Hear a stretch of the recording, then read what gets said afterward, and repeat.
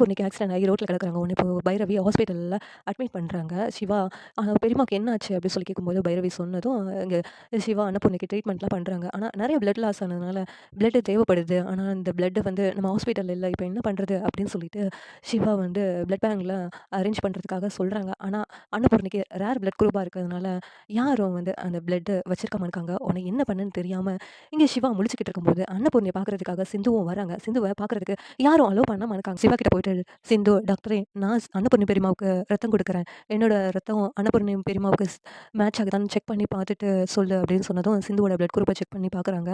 சிந்துவுக்கும் அன்னபூர்ணிக்கும் ஒரே பிளட் குரூப்னால, அன்னபூர்ணிக்கு சிந்து ரத்தம் குடுக்குறாங்க. இதனால அன்னபூர்ணிக்கு ஆப்ரேஷன் பண்ணி, அன்னபூர்ணிய காப்பாத்திடுறாங்க சிவா.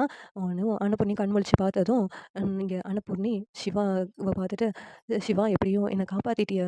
அப்படின்னு சொல்லிட்டு கேட்குறாங்க. "இதுக்கெல்லாம் காரணம் நான் இல்ல பெரியம்மா.